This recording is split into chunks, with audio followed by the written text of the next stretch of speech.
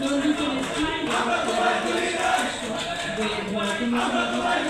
আজকে প্রথম অতিথি আলোচনা করছেন অত্যন্ত শ্রদ্ধাভাজন সম্মানী ব্যক্তিত্বের সুদূর ব্যক্তিত্বের অধিকারী স্থায়ী কমিটির সদস্য জনাব সালাউদ্দিন আহমেদ উপস্থিত রয়েছেন। বাংলাদেশ জাতীয়তাবাদী দলের আরেক স্বাচ্ছা জাতীয়তাবাদী প্রবর্তক আমাদের শ্রদ্ধাভাজন রুহুল কবির রিজভী আহমেদ সহ মঞ্চে উপস্থিত রয়েছেন জাতীয়তাবাদী দলের উজ্জ্বল নক্ষত্রবৃন্দ এবং আমার সামনে উপস্থিত জাতীয়তাবাদী দলের বিভিন্ন পর্যায়ের নেতৃবৃন্দ এবং সাংবাদিক ভাই ও বোনেরা, আসসালামু আলাইকুম।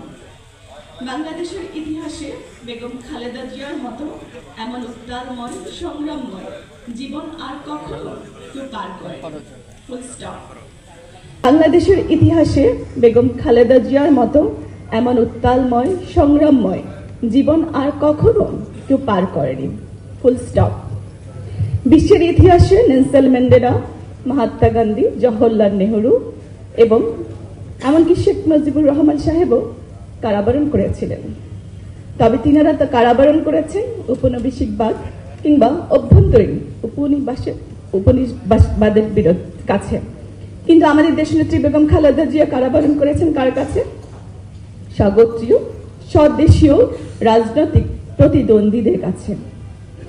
বিগত ফ্যাসিস্ট প্রধান, মাফিয়াতন্ত্রের রানী, রং হেডেড খুনি শেখ হাসিনা নিশিরাতের ভোটের প্রবর্তক রাজনৈতিক প্রতিদ্বন্দ্বীদেরকে ব্যক্তিগত প্রতিহিংসায় পরিণত করেছেন।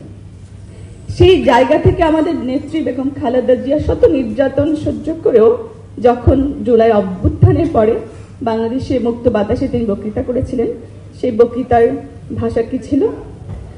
ভাষা ছিল ধ্বংস নয়, প্রতিশোধ নয়, প্রতিহিংসা নয়, ভালোবাসা শান্তি নিয়ে জ্ঞান ভিত্তিক সমাজ গঠন করি। এবং গত বর্ধিত সভায় তিনি আরো একটি মেসেজ আমাদেরকে দিয়েছেন, প্রতিহিংসা নয়, পারস্পরিক ভ্রাতৃত্বের মধ্যে দিয়ে বাসযোগ্য উন্নত বাংলাদেশ গড়ে তোলার আহ্বান জানান তিনি। কতটা উদয় গণতান্ত্রিক এবং দেশ প্রেমময় মনোভাব হলে একজন নেত্রী এত নির্যাতনের পরও এমন সুন্দর আহ্বান, শান্তি, ভালোবাসার কথা বলতে পারেন।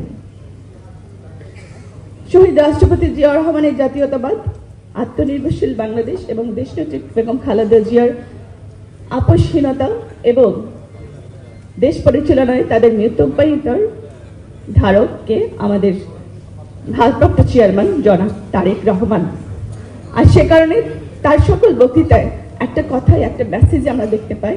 তিনি কখনো বলেন না যে রাষ্ট্র ক্ষমতায় গেলে, তিনি বলেন রাষ্ট্র পরিচালনার সুযোগ পেলে। আর সেই রাষ্ট্র পরিচালনার সুযোগ পেলে তিনি কেমন বাংলাদেশ গড়তে চান? বৈষম্যহীন, সাম্য, মানবিক, মর্যাদা সম্পন্ন, আত্মনির্ভরশীল একটি জাতি।